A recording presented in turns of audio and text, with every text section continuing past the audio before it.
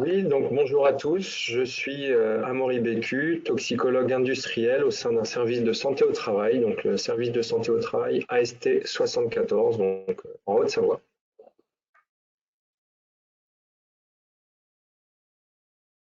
Bonjour, moi je suis Fanny Mathieu, donc je fais de la prévention du risque chimique au sein de PST 38, qui est aussi un service de santé au travail interentreprise et au niveau du secteur Sud-Isère. Il y aura avec nous un peu plus tard notre collègue Florence Sauzed, qui est toxicologue industrielle au PST 38. Donc, elle rencontre quelques petites difficultés techniques, mais elle va se joindre à nous dans quelques minutes. Et moi, je suis Nicoletta Vladu, ingénieure chimiste à la GEMETRA, service de santé au travail de Lyon.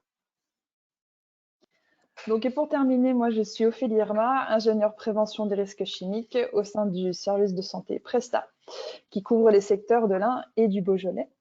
Donc, je vais commencer par vous présenter ce webinaire régional que nous avons organisé en deux parties. On a choisi cette solution car vous verrez que la ventilation, c'est un thème qui est plutôt dense, qui est très riche en informations. Donc, on a voulu faire cette présentation en deux parties pour pouvoir aborder les notions progressivement. Bon. Donc, ce webinaire comprend les principaux objectifs suivants. Le premier, ça va être de vous donner les bases afin de comprendre tout le cadre réglementaire relatif à la ventilation et l'assainissement des lieux de travail.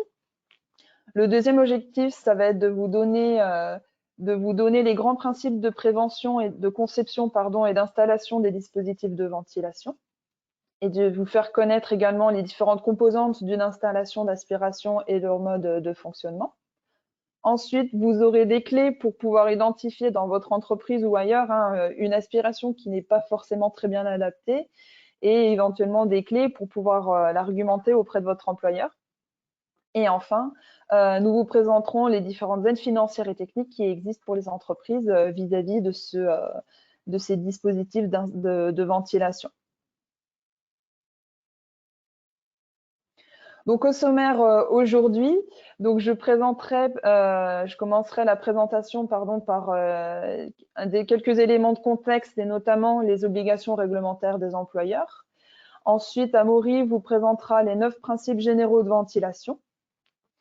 Ensuite, je vous présenterai les différents types de captage que l'on rencontre. Donc, j'aborderai les différents domaines d'utilisation de ces types de captage, leurs caractéristiques techniques et certains points de vigilance à garder. Et enfin, Amaury terminera la session par quelques exemples pratiques. Et enfin, on pourra aborder vos questions. On essaiera d'y répondre du mieux que nous pouvons. Donc, n'hésitez pas, pour rappel, à poser vos questions dans l'onglet questions et vous aurez le support et l'accès au replay à la fin du webinaire par mail. Donc, quelques éléments de contexte pour commencer. Donc, dans le cadre de son activité, une entreprise elle peut être amenée à utiliser des produits chimiques qui sont plus ou moins dangereux. Donc, ces produits, ça peut être des substances qui peuvent être corrosives, irritantes, toxiques, ça peut être aussi des substances allergisantes, voire même cancérigènes. Et petit à petit, elles vont être émises dans l'air des lieux de travail, donc sous forme de gaz, d'aérosols, de fumée et de poussière. Alors, j'ai un petit souci avec l'écran, excusez-moi. Bon. Donc l'augmentation en fait progressive de polluants dans l'atmosphère de travail va présenter une dangerosité. Donc ça peut être une dangerosité sur le long terme, c'est ce qu'on appelle la toxicité chronique, c'est-à-dire qu'on peut être en mesure d'observer l'apparition de maladies d'origine professionnelle. Ça peut être également des allergies ou des pathologies type respiratoire ou oculaire. Et c'est une situation qui peut également présenter une dangerosité sur le court terme, donc c'est ce qu'on appelle la toxicité aiguë, où là, on a plus l'apparition d'irritation, de troubles neurologiques. Et en termes de risque physique, la dispersion de produits chimiques ou de matériaux qui sont inflammables dans l'atmosphère de travail, ça peut conduire ou être à l'origine d'incendies et d'explosions.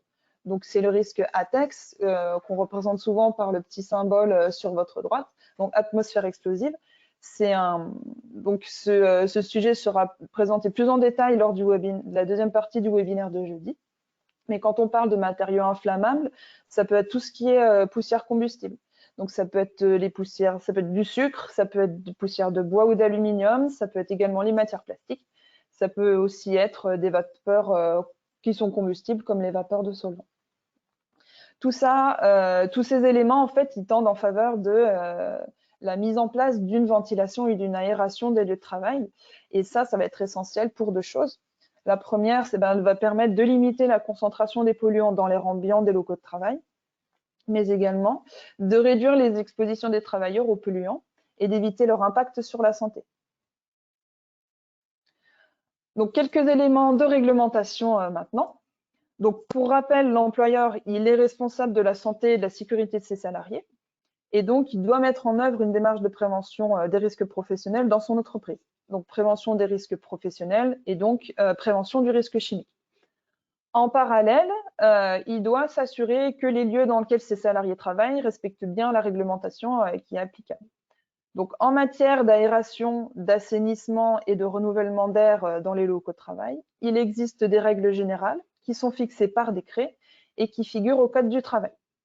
Donc, ces règles, elles encadrent en fait depuis la conception du système jusqu'à la surveillance de l'installation de ventilation. Et ça concerne bien sûr les locaux de travail qui sont fermés et où le personnel séjourne. Donc, l'ensemble de ces règles, elles sont fixées selon la nature et les caractéristiques des locaux de travail. Et donc, on distingue deux grandes catégories. La première, c'est les locaux à pollution non spécifique. Ce sont des locaux dans lesquels la pollution elle est liée à la seule présence humaine. Donc, ça va être le cas des bureaux, des salles de réunion, à l'exception des locaux sanitaires. Et il y a les locaux à pollution spécifique, ceux sur lesquels on va se concentrer aujourd'hui, qui sont des locaux dans lesquels la pollution de l'atmosphère, donc on parle des gaz, tout ce qui est fumée, poussière, dans lesquels la pollution, elle est liée à l'activité professionnelle. Donc, un des exemples, ça va être des ateliers de production, ça va être des ateliers mécaniques. Voilà. Donc, le Code du travail reprend les deux objectifs principaux de base de la ventilation, qui sont de maintenir un état de pureté de l'atmosphère qui soit propre à préserver la santé des travailleurs, et ensuite d'éviter les élévations exagérées de température, les odeurs désagréables et les condensations.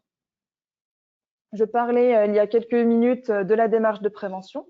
Lorsque l'employeur met en place une démarche de prévention, il y a des actions à adopter par ordre de priorité. La première, c'est de supprimer les émissions ou de les substituer. Si il n'est pas possible de supprimer le polluant ou de le substituer par un produit qui soit moins dangereux ou qui ne l'est pas, à défaut, il conviendra de capter au plus près des émissions. Et enfin, si la captation des émissions n'est pas suffisante ou impossible, eh bien, il conviendra de diluer la pollution résiduelle en mettant en œuvre une ventilation générale. Donc, il existe deux grandes catégories d'aération et d'assainissement de l'air des lieux de travail. La première, c'est le captage à la source. Donc, vous voyez sur le petit schéma à gauche, donc dans notre local de travail, en fait, la captation à la source va consister à capter, aspirer les polluants au plus près de l'émission. Donc, on voit sur le petit schéma une source de pollution. Donc, on voit des petites fumées qui sont émises. Et on a un conduit, le conduit du dispositif de captage qui va venir rejeter à l'extérieur les polluants qui ont été captés. En parallèle, on a la ventilation générale qui, elle, va permettre de diminuer les concentrations. Donc, elle va opérer par dilution des polluants par un apport d'air neuf. Par contre, comme on voit sur le schéma, même si la concentration globale du polluant elle est diminuée, on n'a pas spécialement de réduction de la quantité totale de polluants qui sont libérés dans l'atelier. Donc, de ce fait, on a quand même une dispersion du polluant avec un niveau de pollution qui va rester résiduel. Donc, c'est pour ça que la ventilation locale, elle doit être retenue en priorité dans tous les cas où il y a des produits nocifs, toxiques qui sont émis. La ventilation générale, elle arrive uniquement en complément pour pouvoir diluer et éliminer les polluants qui n'auraient pas été captés par le système de captation à la source. Donc voilà, sur ces photos, vous avez différents exemples de dispositifs de captage et de ventilation.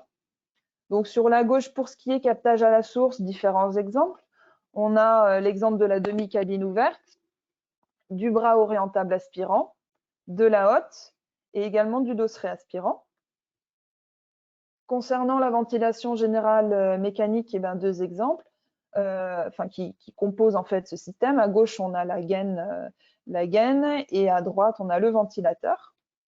Pour ce qui est de la ventilation générale naturelle, eh bien, c'est lorsque en fait, notre atelier va être ouvert vers l'extérieur. Ça va constituer une ventilation générale naturelle.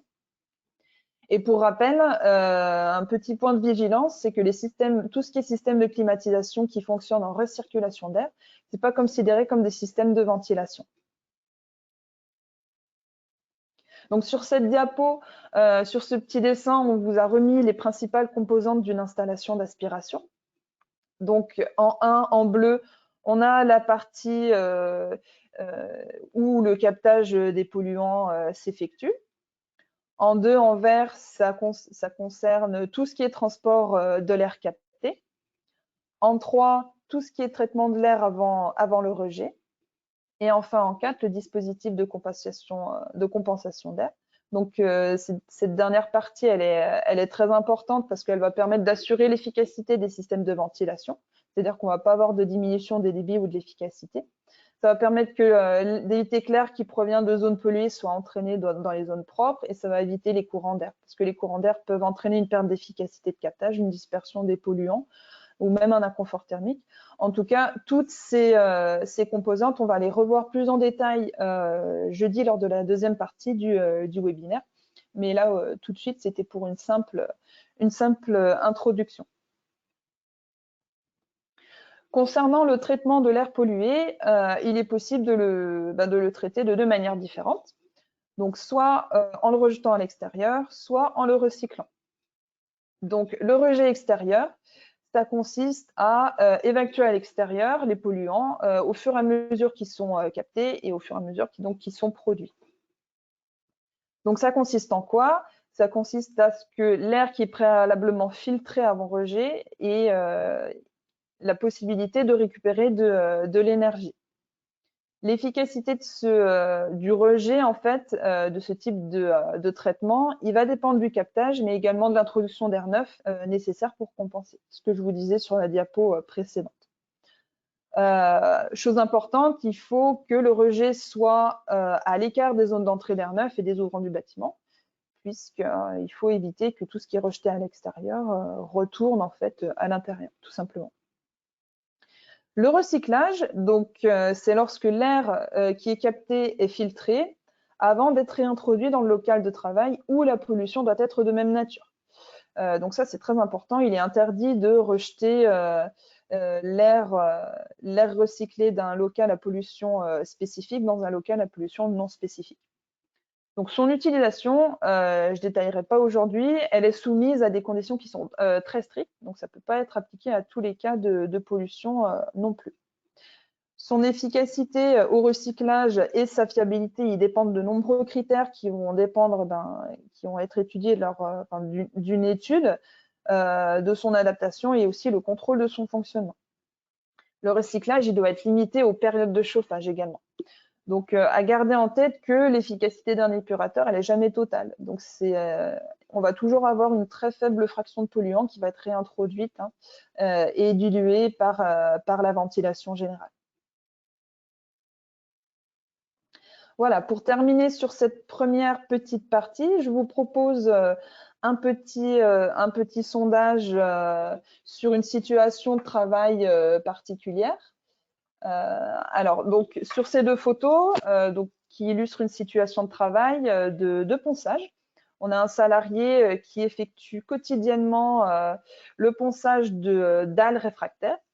et cette activité génère des poussières qui sont dangereuses. Et la question est la suivante. C'est selon vous, pour cette opération et en complément de la protection individuelle déjà présente, donc le salarié il porte une protection respiratoire, en complément de la protection respiratoire, quelle protection collective devrait être mise en place?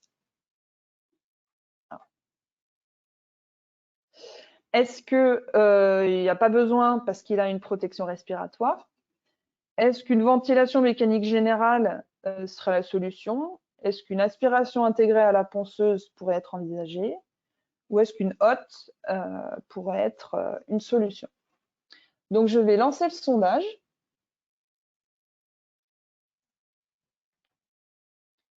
Et vous laissez quelques secondes pour répondre.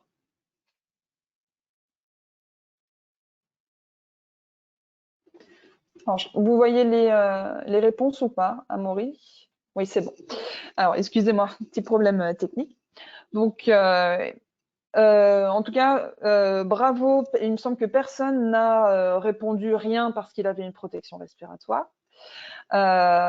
Donc, en effet, la ventilation mécanique générale ainsi que l'aspiration intégrée à la ponceuse sont les solutions les plus envisageables.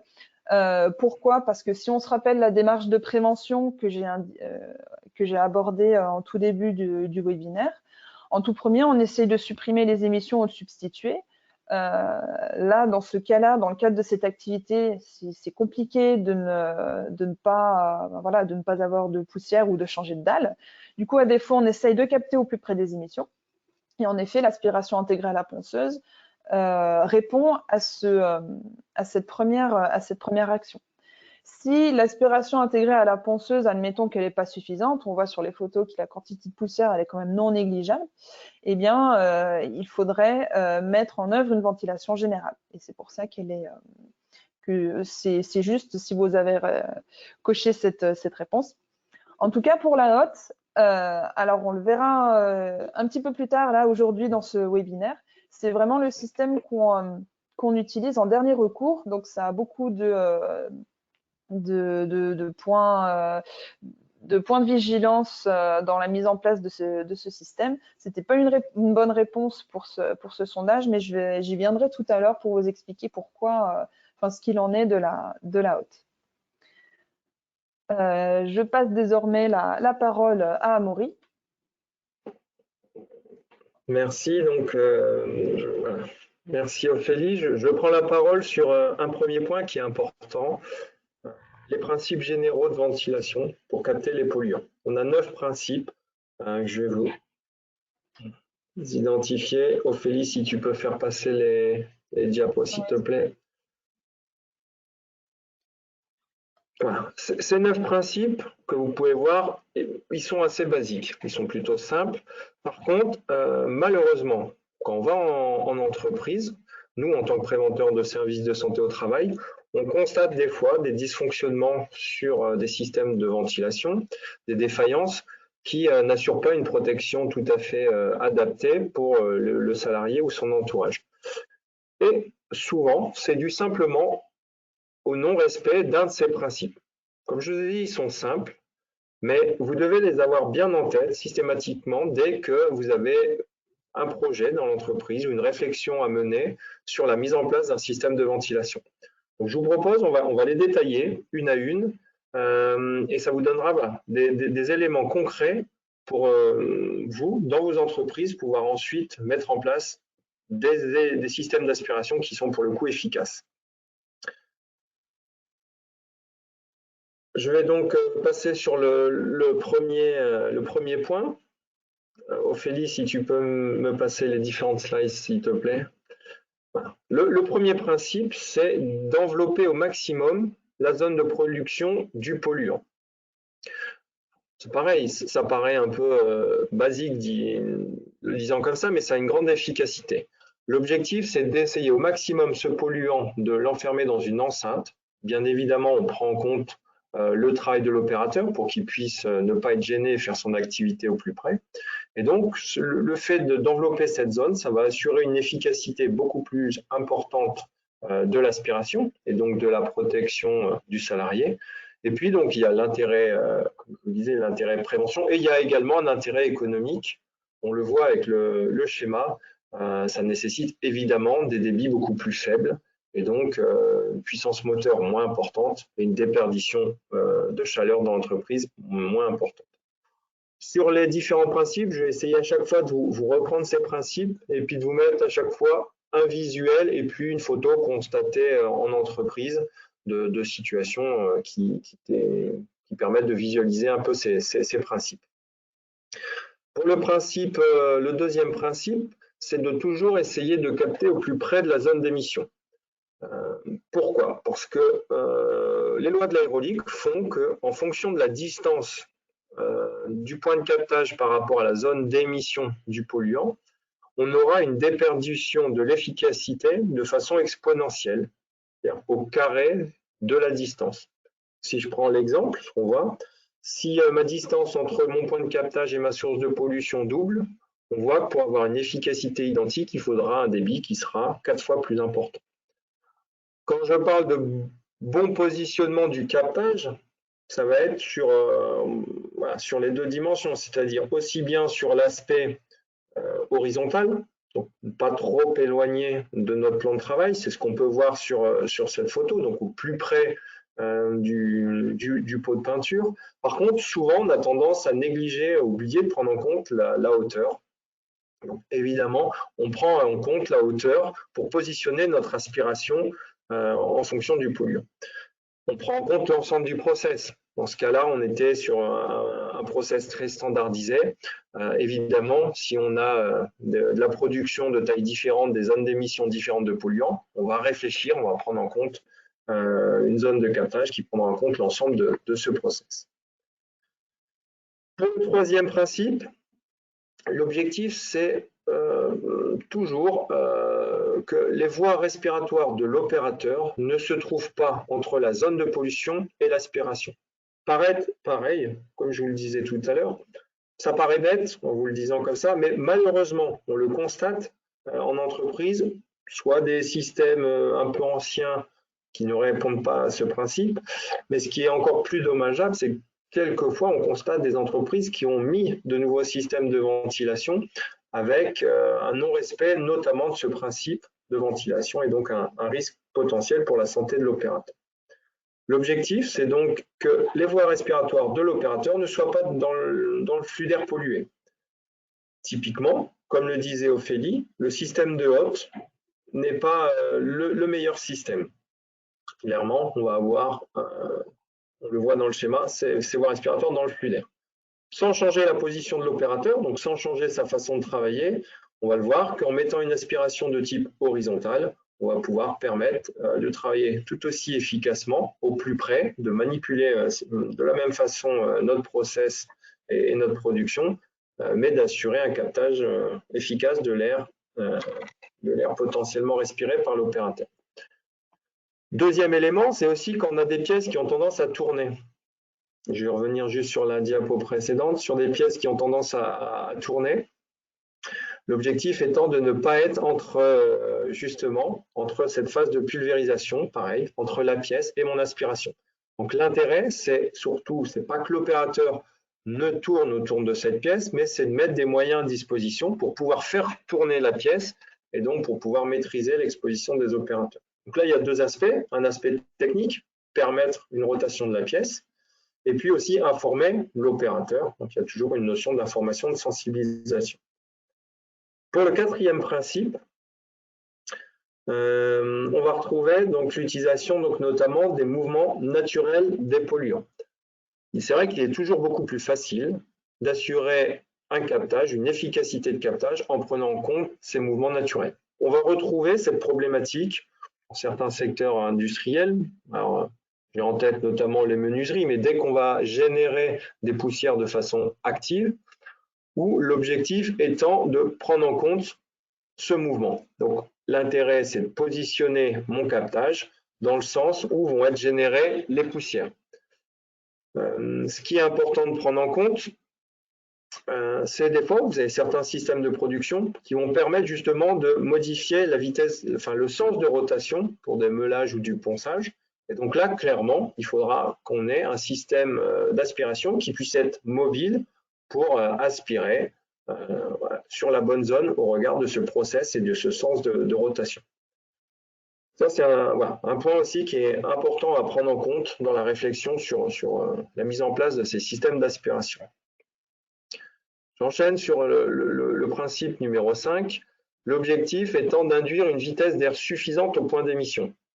Alors ça reste un principe important, qui est facile pour moi de vous en parler. En revanche, concrètement sur le terrain, on va le voir, c'est un des principes qui demande, qui est peut-être le plus compliqué à mettre en place, parce que induire une vitesse d'air suffisante, qu'est-ce qu'on entend par le terme suffisant? D'autant plus qu'on n'a pas de notion réglementaire sur cette notion d'air suffisant, sur des vitesses de captage à mettre en œuvre. On a des recommandations techniques qui peuvent être faites notamment par l'INRS. Je vous ai mis le lien du document. L'intérêt d'assurer des vitesses correctes, c'est que ça va nous permettre justement d'éviter que le polluant se répartisse dans la pièce et qu'on capte par un flux d'air linéaire et homogène la majorité, voire la totalité du polluant.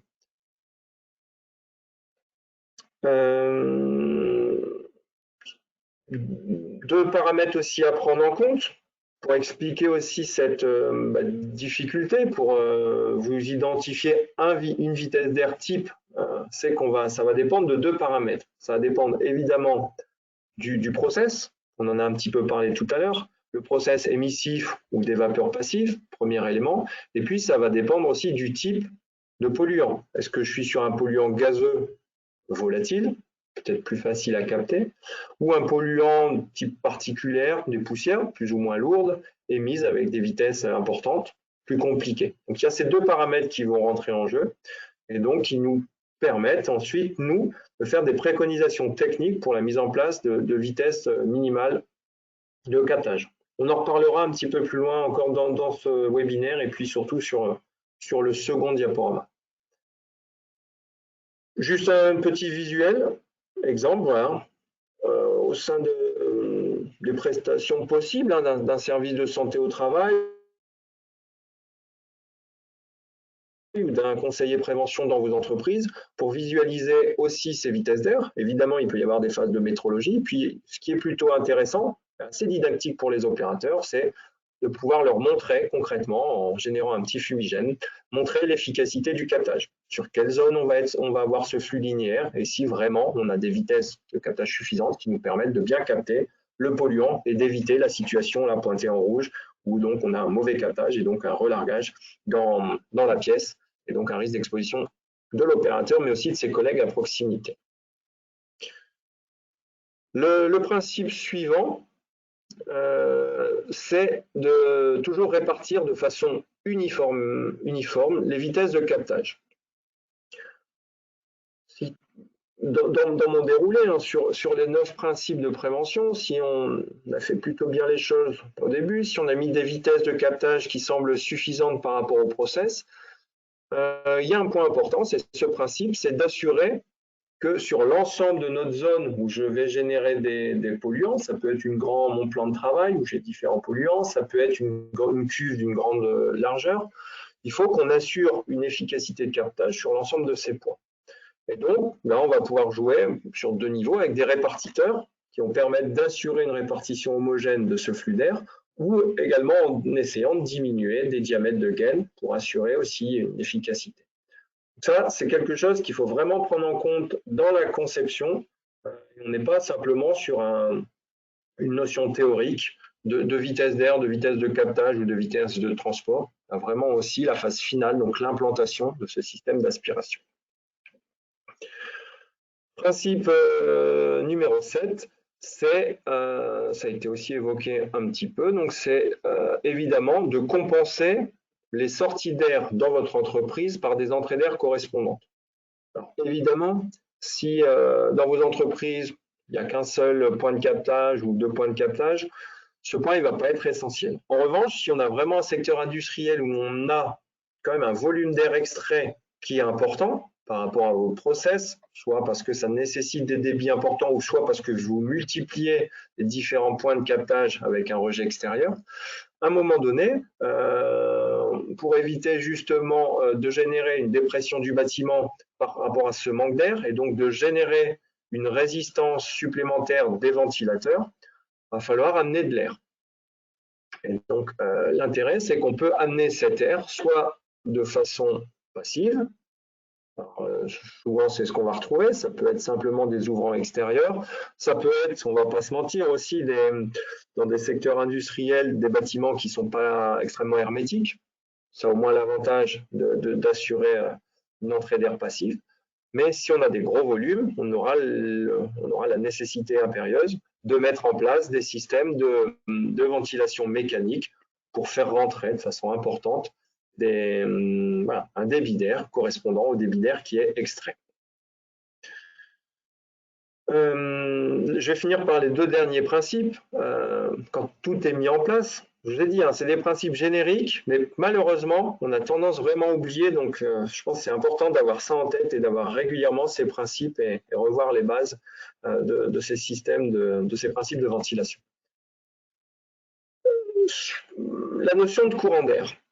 Pour éviter des courants d'air qui peuvent arriver par différents biais, ça peut être des passages réguliers de véhicules ou de salariés ou des ouvertures de fenêtres. Ces courants d'air vont évidemment perturber le flux d'air. Si je reprends mon image tout à l'heure avec le fumigène, si j'ai un flux linéaire, j'ouvre une fenêtre à proximité de mon poste de travail. Ça sera peut-être plus agréable pour moi en termes de facilité de travail, puisque je serai plus à l'aise en période estivale quand il y a des fortes chaleurs, mais je risque fortement, comme on le voit sur le petit schéma encadré en rouge, de perturber mon flux et donc de ne pas avoir ce flux dont je parlais tout à l'heure avec mon fumigène, je ne vais pas capter directement avec ce flux linéaire et homogène. D'où l'intérêt justement de mettre des ailettes, par exemple, d'essayer au maximum d'éviter ces courants d'air. Donc là, il y a différents systèmes techniques. Je vous ai mis les ailettes. On peut avoir des lamelles en plastique pour vraiment assurer, ça ressemble un peu au principe numéro 1, un capotage de cette zone. Attention aussi, comme je l'ai mis sur la photo, c'est pareil. Des fois, on a tendance, sur les périodes estivales, dans les industries où il fait vraiment chaud dans certains ateliers, de mettre en place des ventilateurs qui peuvent malheureusement contrecarrer l'efficacité de l'aspiration et perturber ce flux.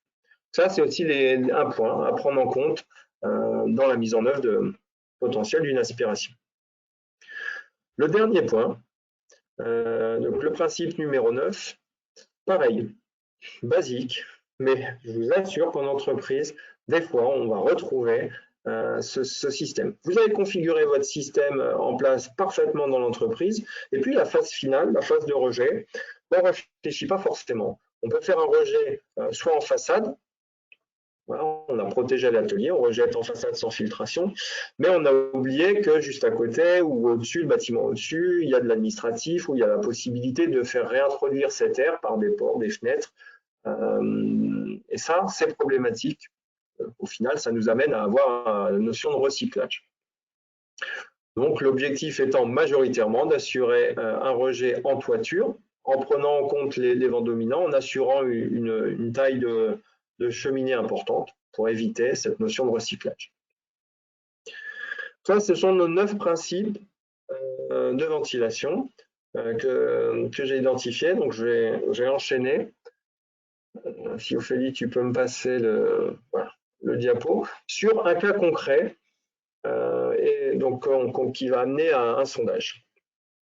Le cas concret, je vous ai parlé, l'objectif c'est d'essayer de réfléchir à la mise en place chez vous d'un système de ventilation. Vous pouvez faire parvenir des prestataires extérieurs, mais des fois, ça peut aussi être fait, on peut aussi avoir, on l'a vu, ces principes permettent peut-être d'avoir, en essayant de les respecter, des principes simples, on peut faire quelque chose d'efficace. Le cas que je vous présente, c'est une entreprise orthoprothésiste où on a une table d'encollage qui est présente, avec une ventilation qui était présente, avec des débits qui étaient suffisants sur ce point. Et l'opérateur travaille sur cette zone de travail régulièrement, il est assis, il va manipuler notamment de l'encollage, c'est ce qu'on voit un peu le petit pot bleu, donc une colle qui est fermée, hermétique, donc il n'y a pas trop de soucis, comme ça. En revanche, dès qu'il manipule, évidemment, on a ces vapeurs. La question que je vous pose, pour voilà, que ça soit un petit peu plus interactif aussi, ce webinaire, c'est est-ce que, selon vous, ce système de captage vous semble adapté à la situation de travail?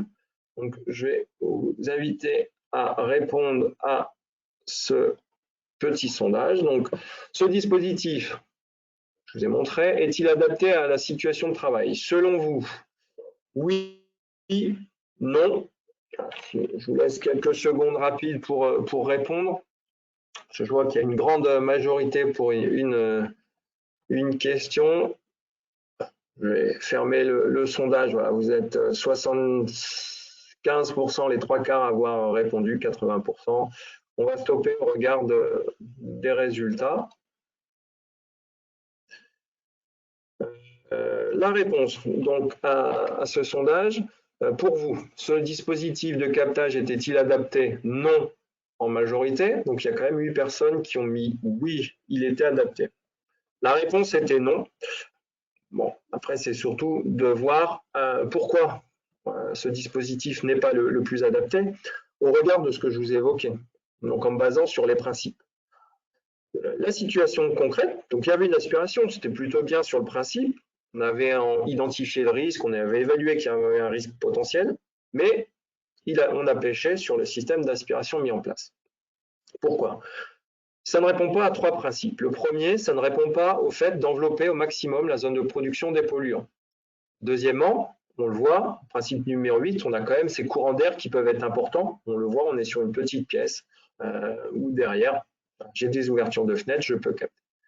Et puis, clairement, j'ai une distance importante, comme on est sur un système de type hôte, entre mon aspiration et mon plan de travail. Et cette distance importante, forcément, au regard, je vous le disais, de l'éloignement, elle va perdre en efficacité en termes d'aspiration. Et surtout, je vais avoir les voies respiratoires dans mon flux d'air pollué. La ventilation, c'est parfois de la logique. Donc là, dans l'exemple, il n'y a pas besoin non plus de changer, il faut essayer de réfléchir avec l'existant. On avait un moteur qui était important, on avait des débits qui étaient suffisants. Donc là, dans le cas de cette entreprise, on les a accompagnés et puis avec eux, suite à réflexion, on a pu présenter ce système de ventilation où on a transformé, on a pu justement contrecarrer et respecter les 3 principes qu'on a identifiés. Donc, on évite les courants d'air en ayant descendu, on capte à la source et puis à un rejet extérieur, on est bien capoté. Et au final, ça a pu être constaté par des mesures de terrain, mesures aéroliques, mesures d'exposition des opérateurs. Clairement, il y avait un effet bénéfique en modifiant simplement la phase finale d'une installation, sans modifier le moteur, sans rien modifier, juste cette phase finale. Voilà, un exemple concret pour vous montrer clairement que vous, dans votre entreprise, voilà, vous avez votre rôle à jouer et un regard critique sur l'existant ou sur ce qui peut être mis en place. On va passer et je vais du coup repasser la parole à Ophélie pour une 3e partie de ce webinaire. Merci beaucoup, Amaury. Donc, je vais maintenant aborder la 3e partie de ce webinaire. Je vais vous parler des différents types de dispositifs de captage qu'on peut rencontrer, en se basant toujours sur les 9 principes généraux de ventilation qu'Amaury vient de vous présenter. Donc, vous allez pouvoir par la suite comparer un petit peu avec ce qui existe dans vos ateliers, ou alors ça va pouvoir vous donner des pistes sur ce qui serait peut-être plus adapté. Donc, pour information, je le redis, on terminera ce webinaire par des petits exercices. Donc, ce sera des petits cas concrets qu'Amaury vous présentera.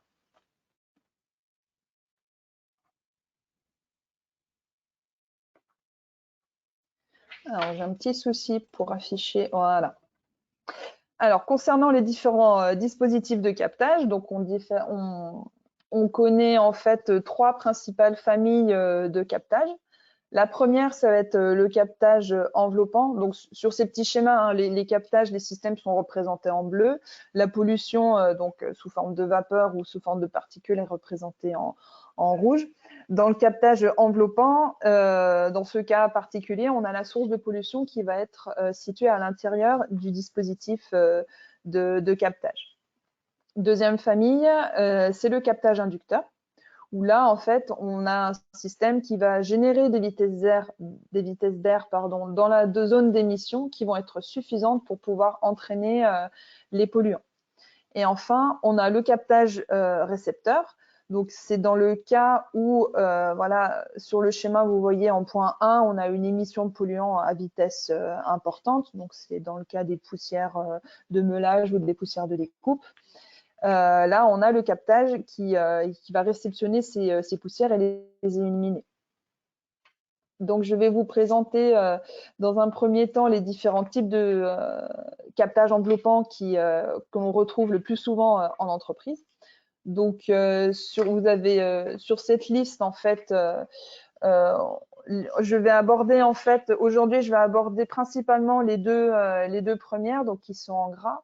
On vous présentera, pour avoir plus d'informations, si vous voulez creuser un petit peu plus sur les autres dispositifs, vous aurez des informations sur le support de présentation qu'on vous transmettra à la fin du webinaire. Donc, pour ce qui est dispositif de type enveloppant, donc on reconnaît de manière générale donc les aspirations intégrées dans une machine caractérisée. Donc, c'est ce qui est sur la photo, sur la première photo. Ensuite, on a les cabines de ventilation. On a également les armoires de stockage, tout ce qui est système de boîte à gants en photo 4. On a également tout ce qui, surtout en laboratoire, hein, les Sorbonnes à recirculation et les postes de sécurité microbiologique. J'oubliais les Sorbonnes générales. Mais je vais aborder plus principalement les deux premiers dispositifs. Donc là, par exemple, on a pris, donc sur ces photos, à gauche, vous voyez un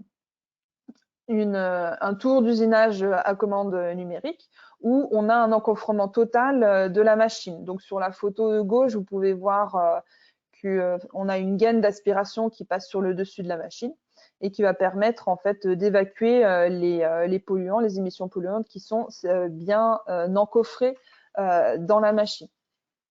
Sur la photo de droite, alors c'est le même système. Là, on n'est pas sur la même machine, on est sur une ligne d'impression où là, l'encofrement, il est uniquement sur la partie qui va générer des polluants, c'est-à-dire sur la partie où les encres solvantées vont sécher. Donc, il est possible de capoter la zone, enfin uniquement la zone où l'émission se réalise. Pour les domaines d'utilisation dans lesquels on retrouve ce type de dispositif, ça va être sur tout type de machine qui peut être caractérisée. Donc, de manière générale, la caractérisation, elle est souvent mise en place dès le début de la conception, hein, enfin, au début pour limiter les projections. Mais ça peut être une aspiration qui est prévue un petit peu plus tard aussi dans la conception, donc dans le cadre de modifications qui se font après coup, après installation. Concernant les limites et vigilances, donc il en existe pour ce dispositif. Il ne faut pas que le captage enveloppant gêne la manipulation et il sera peut-être indiqué de mettre en place des capots qui soient amovibles. Ensuite, il va falloir faire attention lorsque la machine va être ouverte. À cause de la rotation de l'outil à l'intérieur, il peut y avoir des fumées ou des brouillards qui sont émis et à l'ouverture, si le salarié il a besoin de vérifier ou de récupérer sa pièce, par exemple, il va être exposé à des brouillards d'huile. Donc, il va être peut-être nécessaire d'avoir un temps de temporisation pour que tout ce qui est polluant en suspension ait le temps d'être capté par le dispositif. Ou alors, il faudra veiller à ce que la vitesse engendrée soit suffisante pour que, à l'ouverture de la machine, on limite en fait la sortie des polluants et donc l'exposition. En parallèle, donc je vous parlais que l'aspiration pouvait être intégrée depuis la conception ou un peu après. Si c'est le cas du un peu après, il faut que ça respecte les exigences de la directive machine. En effet, il faut s'assurer que la mise en place du système de ventilation ne dégrade pas le niveau de sécurité de la machine. Donc, il est important de constituer le dossier de modification. Donc là, on avait le cas en fait à l'ouverture d'une machine où avec à cause de l'outil rotatif, on a un opérateur qui peut être exposé puisque la fumée émise est déviée à l'avant de la machine. Donc si les polluants émis durant le meulage ne sont pas totalement évacués avant l'ouverture des portes, l'opérateur il peut se retrouver exposé. Donc ça c'était pour illustrer la temporisation. Concernant les caractéristiques de ce type de dispositif, les critères aéroliques peuvent varier. Donc, c'est toujours du cas par cas. On ne peut pas faire de généralité en fait par rapport aux vitesses. Pour ça, on a pris un petit exemple là avec un automate de nettoyage de pistolet pour vous donner un ordre d'idée en fait de ce qui est à mettre en place. Mais dans tous les cas, si vous avez si vous êtes confronté à cette étude-là, n'hésitez pas à consulter en fait votre service de prévention santé-travail qui sera en mesure de vous aider. Donc, pour en revenir à cet exemple d'automate de nettoyage de pistolet, voici ce qui a été mis en place. Donc, il a été décidé que pendant le cycle de nettoyage, il y aurait une dépression maintenue qui serait de l'ordre de 20 à 30 pascal dans l'enceinte. Et lorsque l'enceinte serait ouverte, eh bien, la vitesse moyenne du flux dans le plan d'ouverture serait supérieure ou égale à 0,5 mètres secondes. Avec, et ça c'est important, aucun point qui ne soit inférieur à 0,4 mètres secondes tant que la porte est ouverte. Ça, c'est pour que le système soit efficace, pour que la ventilation à l'ouverture de l'enceinte reste efficace et qu'il y ait une limitation de l'exposition du salarié à l'ouverture.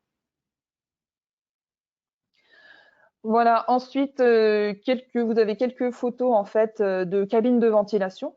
Donc voilà, sur cette diapo, différentes cabines fermées verticales où là on a en fait un flux d'air qui part du plafond et qui est vers le sol. Donc c'est un flux d'air qui est vertical. On retrouve souvent ce type de captage dans tout ce qui est activité de mécanique. Ça peut être la carrosserie, ça peut être la peinture ou encore le ponçage. On a également des cabines ouvertes, mais plus de type horizontal cette fois. Ça va plus concerner les activités où il y a des poussières, où il y a des projections ou des fumées qui vont être émises. Donc ça, c'est ce qui est le plus souvent rencontré au sein des entreprises. Donc toujours sur les cabines de ventilation, les différents domaines dans lesquels on les retrouve, c'est comme je disais juste avant, quand il y a besoin d'appliquer des produits par pulvérisation ou par projection. Ça peut être adopté pour l'encoffrement de procédés qui sont très contaminants ou très polluants, ou encore lorsqu'on va réaliser un travail sur des pièces de grande dimension ou pour des opérations de séchage. Là encore, ça peut être envisagé. Concernant les limites et les vigilances, donc il faut encore se reporter aux principes généraux de ventilation qui vous ont été présentés précédemment. Donc on le redit encore une fois, c'est que les voies respiratoires de l'opérateur, lorsqu'il est à l'intérieur d'une cabine, elles ne sont pas directement protégées, donc il est indispensable de mettre en place, de porter en fait une protection respiratoire. Et également, attention à la position de l'opérateur par rapport au sens de la ventilation, surtout pour les cabines horizontales. Il faut, si jamais on a des pièces qui sont imposantes et que le salarié doit être amené à tourner autour, c'est pas bon, il va se retrouver dans le flux de captation. Donc, l'importance ici, ça va être d'utiliser, si possible, un dispositif de rotation des pièces pour que le salarié n'ait pas à bouger et ne se retrouve pas dans le flux. Autre limite ou autre point de vigilance, ça va être de bien veiller à prendre en compte l'encombrement de la cabine et dès sa conception, puisque la performance de la ventilation en dépend. Donc, par exemple, pour les cabines de peinture verticale automobile, les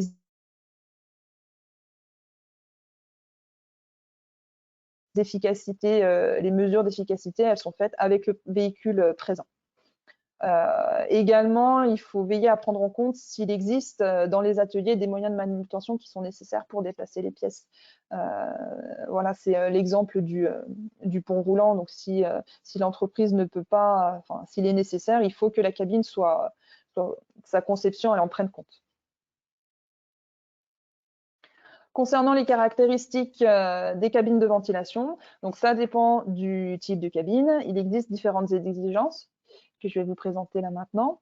Donc, pour ce qui est cabine à ventilation verticale pour notamment les véhicules de tourisme, les mesures, elles se font sur 10 points qui vont être répartis autour du véhicule. Et il faut veiller à ce que la moyenne des mesures de vitesse soit supérieure à 0,4 m/s et qu'aucune mesure soit inférieure à 0,3 m/s. Pour ce qui est cabine à ventilation verticale toujours, mais pour subjectiles industriels divers, les mesures, elles sont faites là par contre en cabine vide. Aucun des points de mesurage ne doit donner un résultat en dessous de 0,3 m/s. Pour ce qui est cabine à ventilation horizontale cette fois, les mesures elles sont réalisées quand la cabine est vide et sur minimum 9 points. La moyenne des mesures de vitesse doit être supérieure à 0,5 m/s avec aucune mesure qui ne soit inférieure à 0,4 m/s. Voilà, donc pour plus d'informations vis-à-vis de ces points, si vous voulez, vous pouvez vous reporter à la brochure ED 839 de l'INRS qui porte sur les cabines d'application par pulvérisation de produits liquides. Mais vous trouverez dans cette brochure des informations supplémentaires en termes techniques. On passe maintenant au type de captage inducteur. Donc là encore, il en existe. On va vous présenter les 3 premiers dispositifs. Les 3 derniers, vous pourrez retrouver un petit peu plus d'infos sur le support de présentation qu'on vous enverra après le webinaire. Donc, on retrouve en fait en type inducteur tout ce qui est bras articuliers, les dosserets aspirants, les hottes. On a également les tables aspirantes, l'anneau de pouillesse et les torches aspirantes. Concernant les bras aspirants, on va les retrouver dans différents domaines d'utilisation. Donc, on va les retrouver dans des activités où l'émission de pollution est localisée. Donc, c'est le cas de soudage sur des petites pièces, par exemple. C'est le cas aussi pour toutes les activités en onglerie dans les laboratoires, mais également le brasage de composés électroniques. Et ça peut être aussi les activités d'encollage en fait, de petits objets. Donc, les bras inspirants va être également utilisable pour tout ce qui est activité de soudure sur des pièces de grande dimension, mais par contre qui sont pratiquées à endroit fixe, à condition que le travailleur puisse travailler sur un dispositif de rotation. Et à noter que le capteur doit être positionné à moins de 20 cm de la source d'émission pour pouvoir être efficace. Pour ce qui est limite et vigilance de ce dispositif, là encore, veillez à ce que la tête de l'opérateur ne se trouve pas dans le flux de captation entre le dispositif de captage et la source de pollution. Et c'est un dispositif qui ne va pas convenir pour tout ce qui est émissions qui entraînent en fait le déplacement fréquent du capteur. Si vous êtes obligé à chaque fois de bouger votre bras aspirant pour pouvoir être à l'aise, pour pouvoir être confortable, ça ne va pas du tout être efficace. Concernant les caractéristiques, là encore, c'est du cas par cas pour les recommandations techniques. Ça va dépendre de la situation de travail, des conditions, des conditions de dispersion du polluant. Pour le dispositif de type inducteur, alors cette fois sur le dosseret aspirant, on va retrouver ce dispositif sur tout ce qui est technique de soudage, comme vous pouvez le voir sur la photo à droite. ou encore pour les activités d'application de peinture par pulvérisation. C'est le cas de la photo à gauche. Ou si vous êtes amené à manipuler des produits volatiles, alors liquides volatiles ou sous forme de poudre. Les limites et vigilances à tenir, ça va être de faire attention à la perméabilité à la ventilation. C'est le cas lorsque vous êtes en train de souder sur des pièces qui sont pleines ou dans des corps creux. Il faut veiller à ce que la pièce en elle-même, enfin les émissions qui sont produites dans ces corps creux soient bien captées en fait par le dispositif. C'est un dispositif qui peut être assez massif, hein, donc c'est pas possible de tourner autour de la table. La solution, encore une fois, c'est d'utiliser une pièce, un vireur, comme on peut voir sur la photo de droite, qui permet de faire une rotation de la pièce sur laquelle on est en train de travailler. Autre limite, ça va être de faire attention aux éventuelles perturbations qui existent dans le local de travail. Donc, il va peut-être falloir mettre en place des ailettes ou des parois afin que le dispositif reste efficace et ne soit pas perturbé. Autre limite, ça va être que pour pouvoir utiliser le dosseret, il faut que la pièce soit beaucoup moins grosse en termes de largeur et de hauteur que le dosseret, histoire que la ventilation soit efficace. Concernant les caractéristiques, il faut savoir que dans ce cas-là, dans le cas des dosserets, la vitesse induite dans le point d'émission du polluant doit être d'au moins égale à 0,5 m/s. On en arrive maintenant à la hotte aspirante. Donc, on en parlait un petit peu précédemment. La hotte, donc c'est assez particulier, ça va être utilisable en dernier recours. Donc, c'est lorsque toutes les autres solutions ne sont pas envisageables.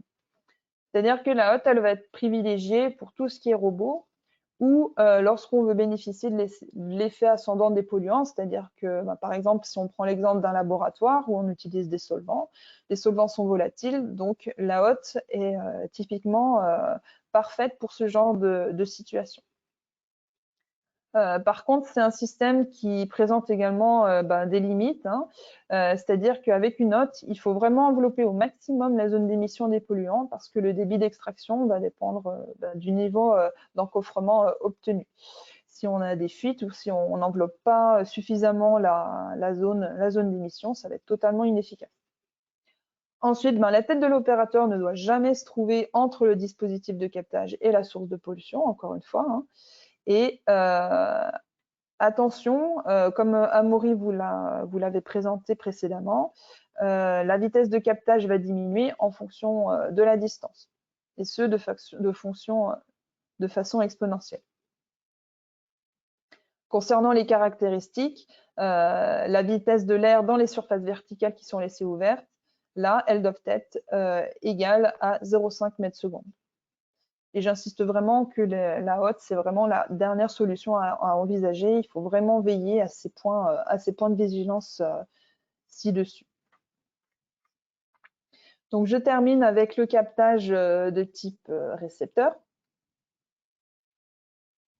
Donc, les domaines d'utilisation de ce type de captage, ça va être lorsque dans des situations de travail où l'air pollué est entraîné par convection. C'est le cas, par exemple, des procédés qui se réalisent à chaud, des procédés où les opérateurs n'ont pas à intervenir au-dessus de la source de pollution. Ça va être retrouvé dans des situations où l'air pollué est entraîné dans le sillage de particules, donc par exemple le déversement de matériaux pulvérulents. Ça va être retrouvé dans des situations où l'air pollué est, lui, entraîné par la force centrifuge. Donc tout ça, ça concerne les procédés qui émettent des polluants à grande vitesse, par exemple, notamment avec des outils de meulage, hein, tout ce qui est outils rotatifs, comme illustré sur les deux photos du bas.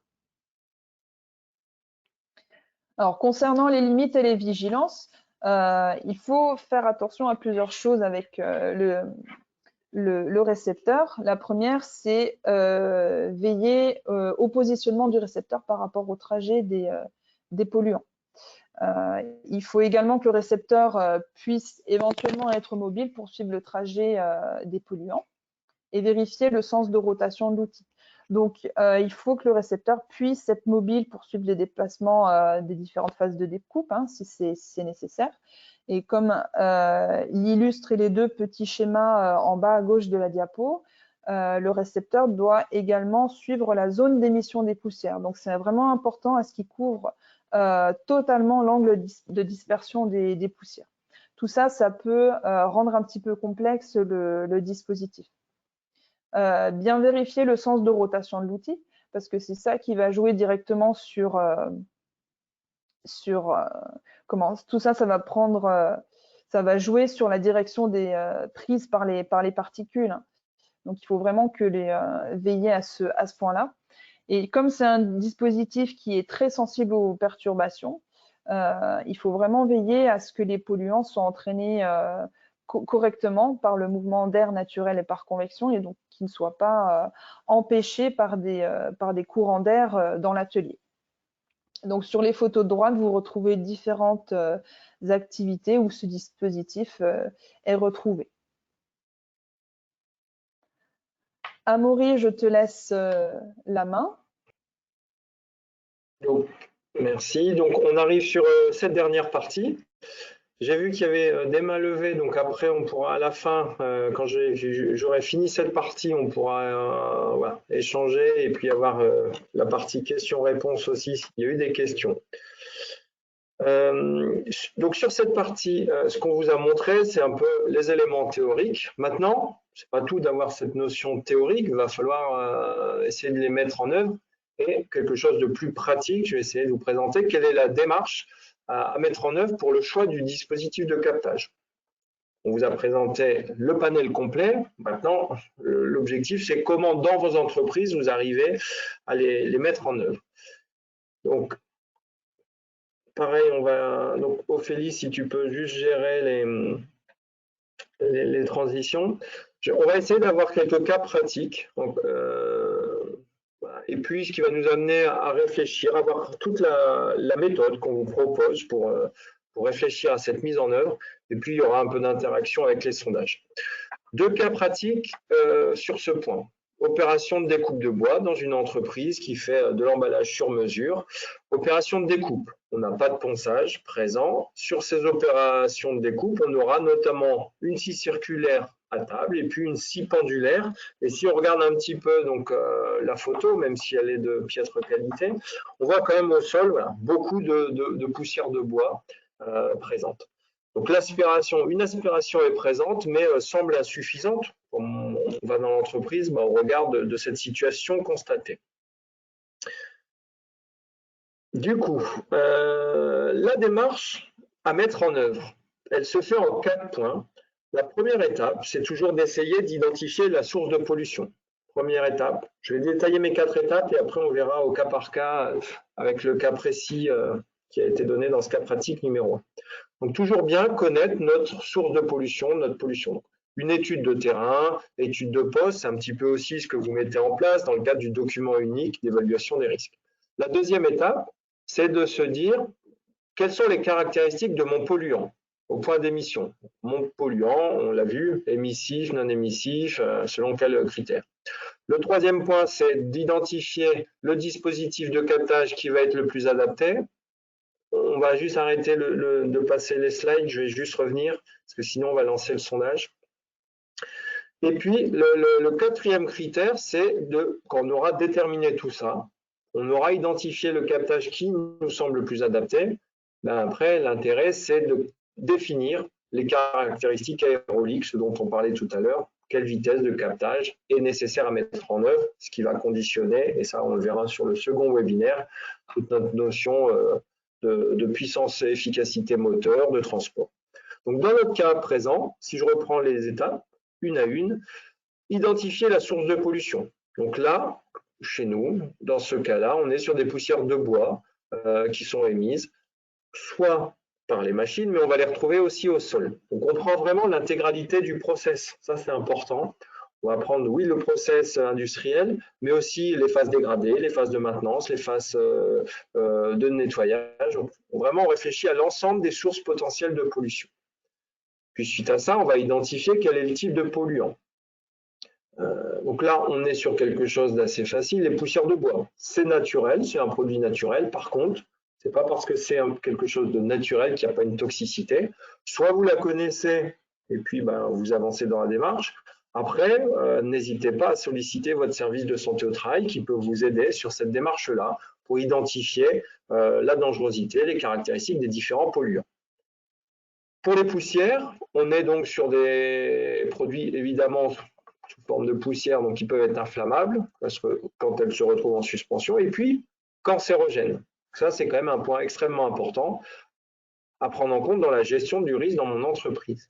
Il existe d'ailleurs une valeur limite d'exposition professionnelle, 1 mg par mètre cube. La caractéristique aussi de mon process, c'est que je vais générer ces vitesses avec des vitesses importantes. Donc, la question qu'on va se poser, si j'enchaîne dans la démarche, c'est on va déterminer le dispositif de captage le plus adapté. On va avancer, comme ça on aura le sondage suivant. On va se poser cette question. Donc dans notre cas concret, précis, quel dispositif serait le plus adapté? Donc je vous propose différentes solutions. Alors, soit un captage enveloppant, soit un captage inducteur, soit un captage récepteur. Normalement, vous maîtrisez parfaitement la définition de ces trois postes. À défaut, je vous ai remis, pour ceux qui auraient oublié ou n'auraient pas été trop attentifs, la définition de ces différents types de captage. Je vous lance donc ce sondage-là.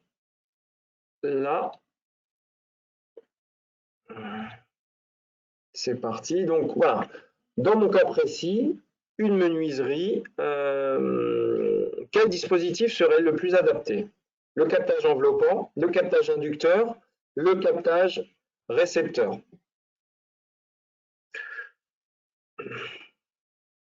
Je vous laisse, on a à peu près la moitié. Je pense que pour la souris, ça devrait fonctionner cette fois. Tu devrais avoir la main. D'accord, merci. Du coup, merci donc aux différents répondants. Alors, je vais vous montrer donc les résultats. Donc, sur la question qu'on vous posait, donc une majorité ont répondu donc un captage récepteur. Par contre, voilà, on a deux entités, donc à 11 et 18%, captage enveloppant et captage inducteur. Donc, la bonne réponse pour ce sondage, c'était donc le captage récepteur. Donc, une majorité donc, avait bien identifié le type de polluant. Pourquoi on part sur ce type de captage? Parce que clairement, on est sur des vitesses d'émission de particules qui vont être importantes. On va être vraiment sur ce système qui va être recommandé. Ensuite, j'ai identifié globalement mon type de captage. La démarche à mettre en œuvre, ça va être de prendre en compte sur les récepteurs. On avait vu qu'il y en avait plusieurs, des exemples de solutions. Vous avez des guides de ventilation, des guides spécifiques déposés par l'INRS. Vous pouvez avoir des appuis techniques avec des fournisseurs notamment. Votre service de santé au travail, les médecins, les préventeurs peuvent vous aider. Je vous donne là l'exemple concret de ce qui a pu être mis en place. On était sur une aspiration particulière qui permettait, en fonction de la zone de projection de ces poussières de bois, de les capter sur la phase supérieure et la phase inférieure, avoir ces systèmes-là. Ensuite, quand dans ma démarche, on est arrivé là, maintenant, il faut définir quel type de caractéristiques aéroliques sont nécessaires. Je vous donne juste deux tableaux visuels avec les références de l'INRS. Je ne les détaillerai pas ici. Ça va faire l'objet de façon un peu plus approfondie du second webinaire. Voilà. Je vous donne juste ce visuel-là. L'importance, c'est qu'on prend deux paramètres, je vous l'avais dit, notamment le type de process, s'il est émissif ou non. On va prendre aussi en compte, réfléchir dans notre problématique, et donc on va avoir un tableau qui va apparaître. Dans notre problématique, on a aussi la notion de transport en gaine particulier. On capte et après l'objectif c'est d'être capable d'éliminer ces poussières particulières. Pareil, je vous donne juste un titre visuel, ça sera détaillé jeudi par mes collègues sur ce sujet. Deuxième exemple concret qu'on va avoir, poste de préparation en imprimerie. Donc, je vous ai pris deux exemples types. Le premier, on était plus sous forme particulière, des poussières. Là, on est plus sous forme de solvant. C'est des exemples concrets qu'on va retrouver en entreprise. Donc, une imprimerie va utiliser, voilà, j'ai fait mon étude de poste, vous avez fait votre document unique d'évaluation des risques. Vous identifiez des encres, des produits de nettoyage qui vont être présents en quantité importante, différents types d'encre.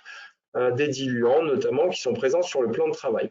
On a présence d'une ventilation générale mécanique par rapport d'air neuf, ça c'est positif, mais on n'a pas, et c'est souvent le cas ce qu'on trouve, on n'a pas de système de captage à la source. L'entreprise va nous dire oui, mais moi j'ai des équipements de protection individuelle. Oui, mais comme on le rappelle, on priorise toujours la protection collective. Et puis, j'étudie l'ensemble de mon process et là, je vois qu'on a aussi du stockage de produits en cours d'utilisation sur le poste, là, pas mal de produits stockés. Et puis, j'ai aussi des chiffons qui me sont utilisés régulièrement pour nettoyer et qui vont être mis sur une caisse non fermée à proximité du poste de travail. Toujours la même démarche, je vais identifier ma source de pollution. Ici, la source de pollution, on va être sur l'émanation lors de la préparation de mes encres. Les produits vont être ouverts, volatiles. Je pense à les refermer régulièrement. Certains produits sont stockés ouverts sur le plan de travail. J'ai mes chiffons souillés. Je vais essayer de définir les caractéristiques des polluants. Alors là, c'est un peu plus compliqué parce qu'on n'a pas un seul polluant. Tout à l'heure, comme poussière de bois, on est sur des mélanges. Donc, l'intérêt, c'est de se baser sur les fiches de données de sécurité, donc les FDS, qui vont nous permettre de connaître la composition de mon produit. Cette composition va nous permettre d'identifier quels sont les risques, et puis je vais m'intéresser à différents paramètres physico-chimiques du produit commercial, de mes encres, dans cet exemple de mon produit diluant, pour savoir si le produit est volatile, non volatile. C'est un produit qui est très volatile dans le cas présent. Donc, j'ai des produits qui sont dangereux par inhalation et qui sont également inflammables, avec des caractéristiques aussi de vapeur dense de ces produits émissifs. On l'a vu, pas de pulvérisation, on a une vitesse lente. Concrètement, ça, c'est mon étude de poste. L'étude de poste, pour identifier que les vitesses sont rapides lentes, c'est assez facile. En revanche, je vous l'accorde, pour les fiches de données de sécurité, savoir si le produit est volatile, de connaître les conclusions par rapport à l'existence ou non et surtout la valeur chiffrée d'une pression de vapeur, c'est plus compliqué.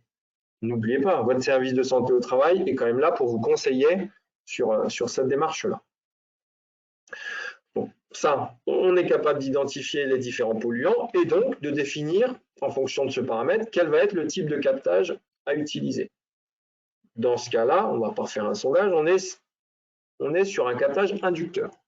Mais on l'a vu, il y a différents types de captage inducteur. L'objectif, on va justement se poser la question sur ce dispositif de captage inducteur. Quel, concrètement, moi en entreprise, qu'est-ce que je vais mettre comme captage inducteur? Plusieurs possibilités. Je vous fais la liste qui vous a été identifiée tout à l'heure des captages. Soit une table aspirante, soit un dosseret aspirant, soit un bras aspirant, ou soit la hotte.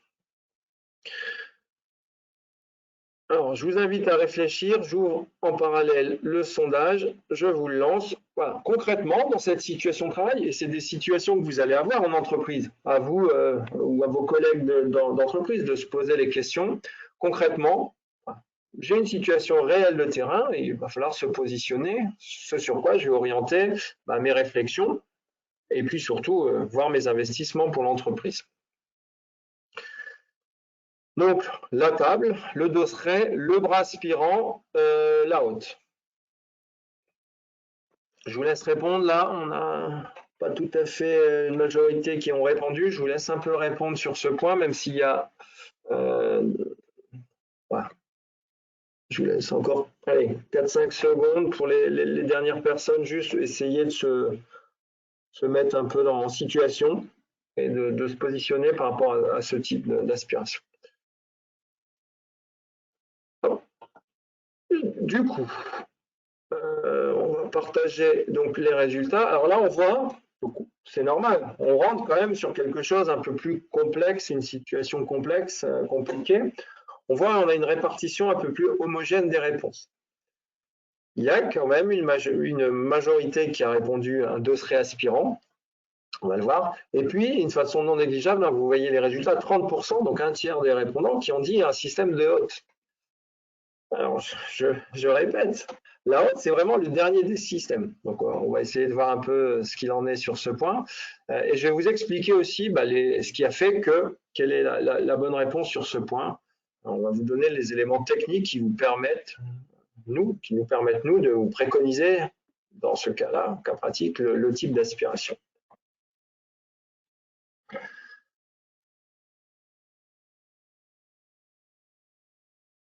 Si ça veut bien passer. Ah, j'ai été, pardon, un peu vite, excusez-moi. Voilà, la réponse était donc dosseret aspirant. Donc on avait quand même 44% des répondants qui avaient trouvé la bonne réponse. Après, explication. La table aspirante, on était quand même sur quelque chose où on a quand même un encombrement important sur la table, ce qui justement ne favorise pas l'aspiration, parce que l'aspiration venant par le bas, si j'ai beaucoup de fûts, de bidons, ça va être compliqué.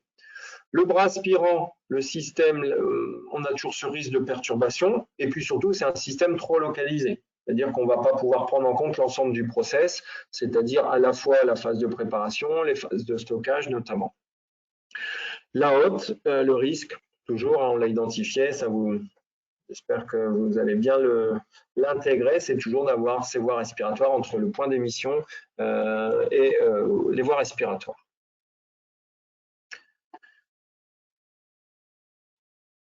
Toujours dans ce cas pratique, voilà ce qu'il existe. On a identifié plus ou moins notre système de captage à mettre en œuvre. On peut se référer alors à des guides techniques où, je vous dis, votre service de santé au travail peut vous aider sur cette démarche-là.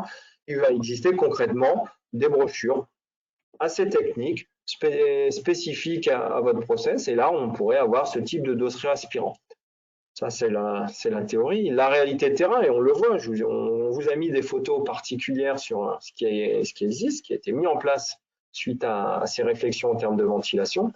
On peut avoir ce type clairement de dosseret aspirant avec les ailettes sur les côtés pour éviter ces perturbations de flux. On prend l'ensemble du process, notamment la récupération des déchets qui va être sur une zone ventilée. Dernier sondage, juste un point important, je vous l'ai dit, on prenait en compte l'ensemble du process. On l'a vu, et c'est souvent le cas, dans beaucoup de secteurs industriels, on a des chiffons qui sont souvent évidemment imbibés de produits, qui sont stockés à proximité. La question, c'est quel va être le système le plus adapté pour la poubelle? Soit le système qui était actuel, donc à savoir une poubelle ouverte ou un fût de stockage ouvert, poubelle anti-feu avec le couvercle. On n'oublie pas l'exposition, le risque chimique, ça a été dit en préambule, il y a oui la toxicité chimique, il y a toujours une toxicité physique avec le risque incendie, explosion notamment. Donc là, on est sur des produits volatiles. Ou la troisième proposition, une poubelle qui va être ventilée. Donc on a ces trois types. Je vous lance ce sondage. Voilà. Quel équipement pour vous serait le plus adapté dans notre situation, dans notre cas? Voilà. Aucun. C'est des déchets, pas d'aspiration, c'est du déchet, donc j'aspire pas. Ma poubelle anti-feu ou ma poubelle ventilée. Je vous laisse quelques secondes sur ce point. Hop, merci. Alors, les réponses à ce sondage. Donc voilà, vous avez été une majorité, 6 sur 10, à nous préciser une poubelle ventilée. Poubelle anti-feu aussi, je l'ai dit, avec ce risque notamment feu. Par contre, plutôt positif. Personne n'a dit qu'un déchet ne pouvait pas être dangereux et émissif, donc vous n'avez pas coché ce point-là. Pareil, élément de réponse à cette question. La bonne réponse était la poubelle ventilée, parce que ça va prendre en compte les deux paramètres. Donc on n'oublie pas, oui, il y a une toxicité, comme je vous en avais parlé, physique avec ce risque incendie, notamment explosion avec ces vapeurs. Par contre, on a le risque clairement pour la santé, la pollution de l'atelier, avec le phénomène d'émanation des substances dangereuses de façon passive. Donc l'intérêt, c'est d'essayer de coupler potentiellement les deux, cette poubelle ventilée avec une ventilation qui peut prendre en compte les deux paramètres. Ça, c'est de la théorie. On va retrouver des exemples de l'INRS où on peut avoir ce type de dispositif qui nous est précisé avec toutes les caractéristiques techniques.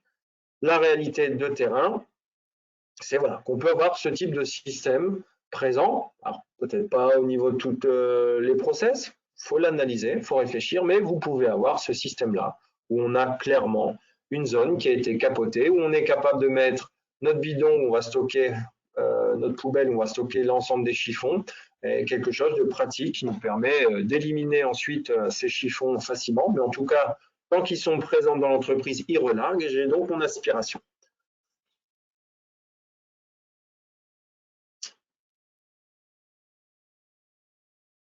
Voilà, ma démarche.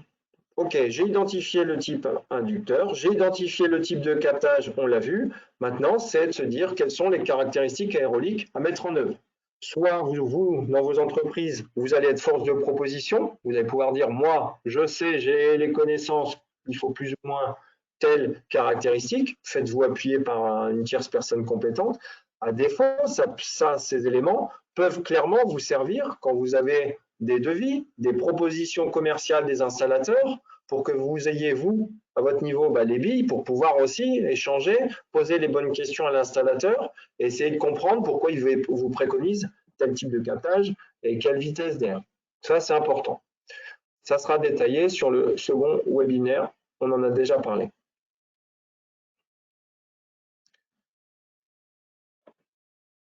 Si j'enchaîne, voilà. Pour finir, voilà, on est à peu près dans le timing, on s'est gardé un temps d'échange et de réponse aux questions que vous avez pu poser ou vous pouvez toujours poser par le chat. Là, dans le cadre d'une entreprise, ce qui est important, c'est que oui, on réfléchit à la ventilation, mais la ventilation n'est pas une solution indépendante. On réfléchit à l'ensemble du process. Donc, on l'a vu, il faut identifier les types de produits chimiques présents. On a la notion importante d'information des salariés pour leur expliquer quels sont les risques. C'est ce qu'on voit sur les entourages où il y a quand même beaucoup de panneaux d'information, d'étiquetage sur les produits, les pictogrammes, sur les types de protection individuelle, le risque femme enceinte, le risque physique. Cet exemple, voilà, il est peut-être parlant, il y en a peut-être beaucoup, on peut s'y perdre, mais l'important, c'est quand même de bien préciser ces choses. Autre sujet qui est important sur cette photo, juste pour amener un peu un échange et des discussions, c'est pas parce qu'on a une protection collective, donc une aspiration, qu'on met aucune protection individuelle. L'aspiration, là, typiquement, va aspirer les vapeurs. Par contre, j'ai toujours un risque cutané. On le voit, cette personne, typiquement, va se protéger, va avoir des gants adaptés sur ce sujet-là. Et puis, par contre, des fois, il peut y avoir pardon, j'ai double-cliqué. Il peut y avoir aussi un point négatif sur la photo. Des fois, on peut retrouver de la nourriture sur le plan de travail. Alors, principalement des verres d'eau, une pomme, ou un fruit ou quelque chose comme ça. Attention à ça, cette notion d'hygiène au poste de travail.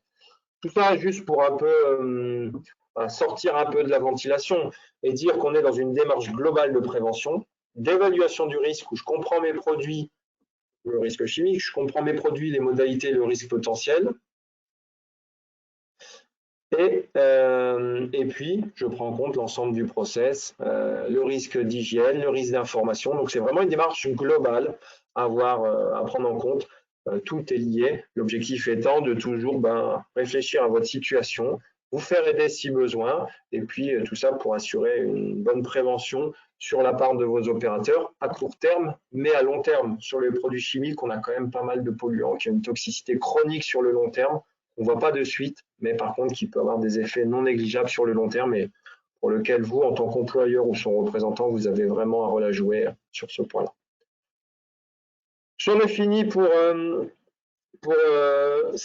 ma partie. Avec Ophélie, nous en avons fini pour ce premier webinaire.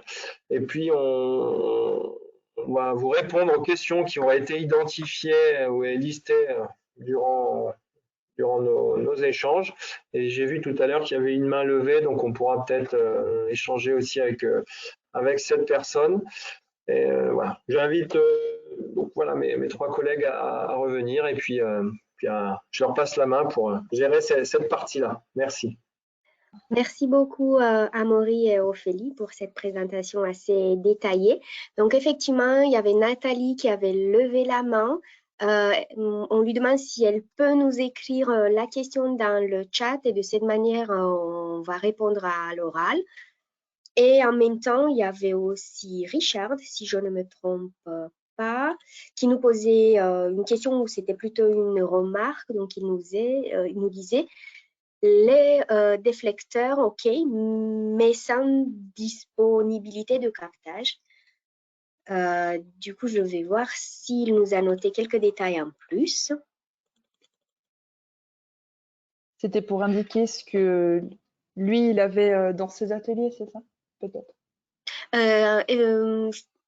En fait, non, je n'ai pas compris la question. Donc, je ne sais pas si… Richard, est-ce que vous pouvez écrire votre question en entier? Parce qu'on ne comprend pas si c'est une question ou si c'est plutôt une remarque. Vous nous avez précisé après la tubulure passant par-dessus l'épaule G. Je ne sais pas si Amaury, Ophélie ou Fanny, si vous comprenez la question.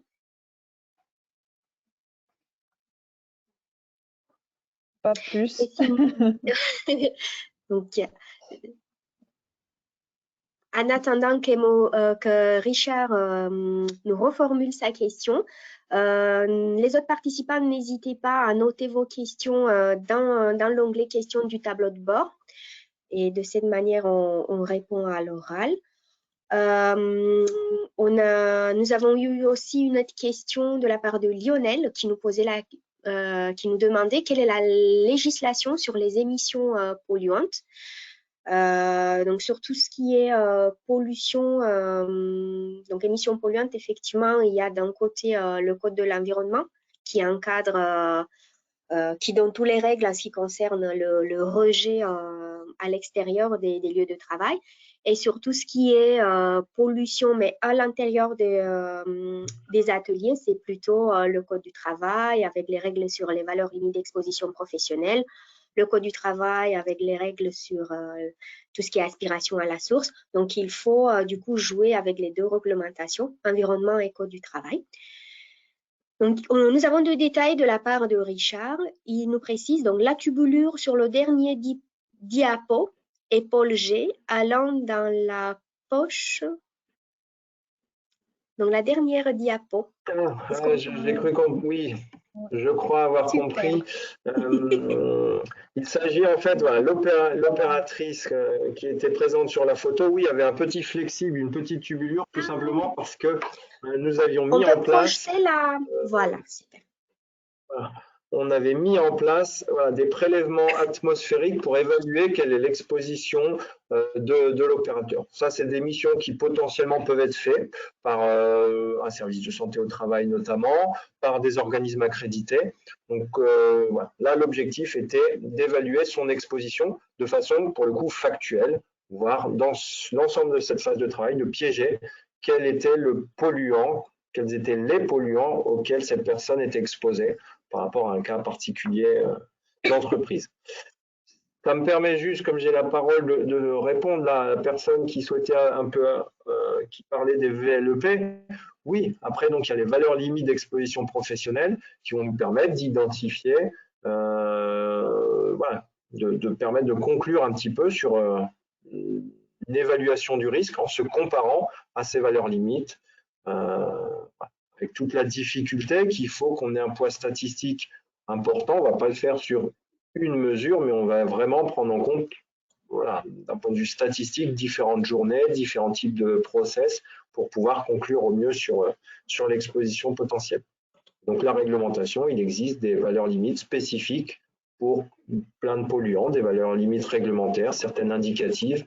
Voilà. Bon, je ne peux pas forcément détailler tout parce que c'est un sujet extrêmement complexe. Après, au pire, je pourrais on pourra prendre vos coordonnées et puis répondre. Mais il n'y a pas de valeur limite type, c'est vraiment en fonction du polluant notamment. Il y a, j'espère que je prononce bien, il y a Vided qui a levé la main. Est-ce qu'il vous sera possible de noter votre question? Comme on a des petits soucis techniques, je pense que ça va être difficile pour... voilà, il y a du... Et pendant que Vided note sa question, je reviens du coup avec une nouvelle question de la part de Richard, qui nous précise, sur la diapositive avec les déflecteurs, il n'y avait plus du captage. Je ne sais pas, je sais pas exactement de quel dispositif d'aspiration avec captage parle Richard. Pendant qu'Amaury cherche le diapo, ce qu'on peut préciser, c'est que oui, il y a des déflecteurs qui ont des aspirations intégrées. Par exemple, les déflecteurs qu'on peut retrouver sur les meuleuses peuvent avoir des aspirations intégrées à la source. Alors, je ne sais pas, c'était pour un cas pratique en particulier? Je ne sais plus.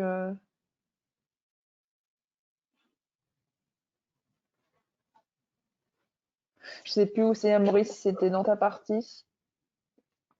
Je vois pas, ouais, je sais pas. Peut-être, juste là, il y a une question, je peux peut-être essayer d'y répondre, c'est peut-on ne pas mettre en place d'équipements de protection collective car une campagne de mesure montre que les valeurs limites d'exposition professionnelle sont respectées? Alors là, difficile de répondre concrètement parce que ce qu'il faut voir, c'est qu'est-ce que vous appelez sur le respect d'une campagne, le respect des valeurs limites. Vous avez donc la campagne, comment elle a été mise en place? Est-ce qu'elle est conforme à ce qui a été recommandé? Je vous parlais d'une notion statistique à prendre en compte, d'une notion d'identifier les différents postes qui peuvent l'être. Voilà,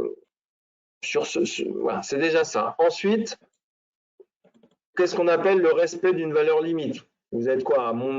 Donc, si on parle en pourcentage, vous êtes à moins de 100%? Oui, mais vous êtes à 80%, 50%, 10%, 1%. Il y a quand même cette notion qui est à prendre en compte.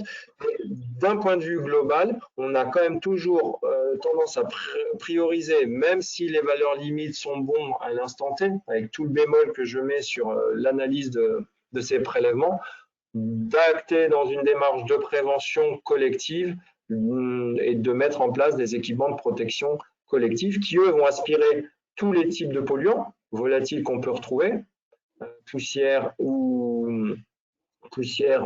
vapeur, alors que votre campagne de contrôle de polluants, de valeur limite d'exposition professionnelle, a-t-elle été exhaustive sur l'ensemble des polluants présents dans l'entreprise, présents sur le process? Voilà. Ce sont des questions à vous poser. Vous comprendrez que je ne peux pas répondre à cette situation, mais il y a vraiment une analyse à voir et on priorise quand même souvent la mise en place d'un équipement de protection collective quand on le peut, malgré une campagne de mesure VLEP qui pourrait être correcte. Et pour compléter ce que disait Amaury, il faudra aussi faire distinction, par exemple, entre l'exposition à des produits cancérogènes, mutagènes ou réprotoxiques, pour laquelle la réglementation elle est un peu plus dure, et l'exposition à des agents chimiques dangereux classiques. Il faut se rappeler quand même que le Code du travail indique à l'employeur que pour tout ce qui est produit CMR, l'objectif de résultat, c'est de exposer les salariés au plus près de zéro que techniquement possible. Donc, l'objectif de résultat, c'est pas être en dessous de la VLP, c'est être au plus près de zéro que techniquement possible. Donc, si vous avez détecté le polluant CMR dans l'air, mais en dessous de la VLP, et que derrière, en même temps, il y a la possibilité technique de mettre en place une aspiration. Donc, vous êtes tenu par le Code du travail de mettre en place cette cette aspiration. J'ai des détails de la part de Richard au sujet de sa question sur les déflecteurs. Donc, il me dit que ça concerne la diapo 58. Si on peut défiler à la diapo 58. Et c'était une question sur est-ce que, voilà, à gauche, est-ce qu'il y avait une aspiration sans déflecteur et à droite, un déflecteur sans aspiration? Non, à droite, il s'agissait bien sûr d'un déflecteur avec aspiration. Et à gauche, donc c'était l'outil. Alors, s'il y avait un conduit d'aspiration, donc il y avait une captation à gauche. Par contre, c'était le. Est-ce que tu peux montrer avec la souris, s'il te plaît, pour qu'on ait. Attends, il faudrait que je pose mon PC.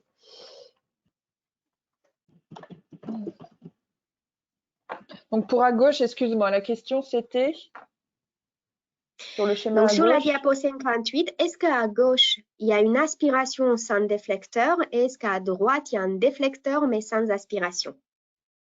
Donc, à gauche, il y avait aspiration sans déflecteur. Ouais, parce qu'il y avait l'angle de dispersion des polluants n'était pas entièrement couvert. Et à droite, eh bien, il y a tout. Il y a le déflecteur plus aspiration.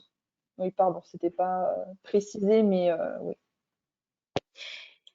Ben, mais parfait, merci beaucoup. Et nous avons des détails de la part de Vided. En fait, il nous a écrit sa question. Donc, j'ai une problématique au niveau d'un processus où je pense avoir des émissions de formaldéhyde. Donc, formaldéhyde, c'est un agent CMR avéré. Donc, émission de formaldéhyde au niveau des granulés produites. Je pensais mettre en place une aspiration, mais techniquement, une sorte de bras enveloppant serait-il adapté? Donc là, malheureusement, Vided, on ne peut pas vous donner la réponse parce que pour répondre, pour choisir son type de capteur, il faut faire ce qu'on appelle une étude de poste. Donc, aller sur le terrain et justement suivre la démarche que Amaury a présentée tout à l'heure à l'écran. On vous conseille aussi de passer en revue les différents capteurs qu'on a listés dans le diaporama et vous allez voir à chaque fois, vous avez des avantages et des inconvénients de chaque type de capteur. Et avec ces informations-là, vous allez sur le terrain, vous faites l'étude de poste et c'est de cette manière-là que vous allez choisir quel est le capteur le plus adapté. Donc, on ne peut pas vous répondre malheureusement sans l'étude de poste. Vous pouvez aussi, si vous sentez que vous avez besoin d'aide dans la démarche, vous pouvez contacter votre service de santé au travail et leur faire part de votre demande. Donc, contactez le médecin. Il va vous mettre sans doute en lien avec un préventeur qui va vous accompagner dans ces questionnements. Je ne sais pas s'il y a des nouvelles questions. Je vais regarder. Il y avait une question qui était sur les valeurs limites. Sont-elles dans les fiches de données de sécurité? Oui, par contre, c'est Par contre, c'est toujours bien d'avoir un second avis. Vous pouvez regarder sur le site de l'INRS où vous avez différentes documentations, différents outils qui identifient ces valeurs limites d'exposition professionnelle. Et ce, d'autant plus, il y a quand même des changements réglementaires assez réguliers. Il y en a eu beaucoup en fin d'année 2021. Donc, les fiches de données de sécurité devraient être à jour en prenant en compte ces paramètres. Concrètement, elles ne sont pas systématiquement à jour ou vous n'avez pas la dernière version. Mais n'hésitez pas à aller sur le site de l'INRS et vous trouverez les listes des valeurs limites d'exposition professionnelle sur les guides. Je vous donne le site de l'INRS, c'est peut-être plus simple pour vous que voilà, Légifrance où on va retrouver les listes des valeurs limites réglementaires. Dans un premier temps, je pense que l'INRS vous permet de bien dégrossir le sujet. Et du coup, je continue avec une question de Lionel qui nous demande si, en plus de contrôle réglementaire, type, il donne le nom d'un prestataire, est-il possible de faire réaliser, j'ai perdu la question, est-il possible de faire réaliser une prestation de contrôle par fumée du bon fonctionnement devant les opérateurs? Donc, effectivement, tout le volet contrôle périodique de l'efficacité des aspirations à la source, on va l'aborder un peu plus en détail à la prochaine session. Donc, n'hésitez pas, Lionel, à participer. Mais là, sans rentrer dans les détails, on peut vous dire que oui, c'est le contrôle de la direction des courants d'air, ça fait partie d'un type de contrôle à faire, effectivement, pour mettre en évidence l'efficacité des aspirations à la source, en plus du contrôle des VLP. Mais n'hésitez pas de participer au prochain webinaire. On va rentrer beaucoup plus dans les détails de tout ce qui est maintenance, contrôle périodique des aspirations à la source. On avait une autre... Je ne sais pas s'il y a d'autres questions. Non.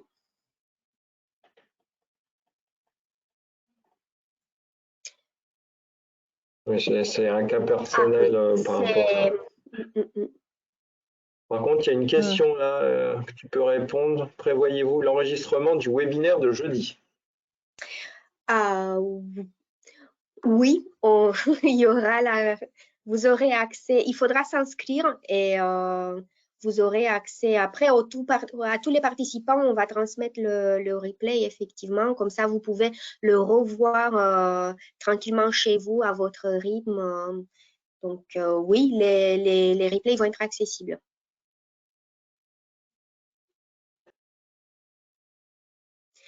Eh bien, je pense qu'on peut s'arrêter là. Merci beaucoup à l'équipe et merci beaucoup à vous tous, les participants, pour vos questions très intéressantes. Et on espère vous retrouver en formule complète la semaine prochaine pour la deuxième partie où on va traiter un tout petit peu de tout ce qui est la partie transport des polluants, filtration des polluants, contrôle et maintenance des aspirations et toute une partie sur les aides financières qui sont disponibles justement pour mettre en place des aspirations et des systèmes de ventilation. Merci beaucoup à tous. À la semaine prochaine, jeudi. Jeudi, excusez-moi. Jeudi, oui. Merci à Amaury. Jeudi après-midi à 14 h. Et on vous envoie le lien pour vous inscrire. Au revoir. Merci à tous. Au revoir. Au revoir.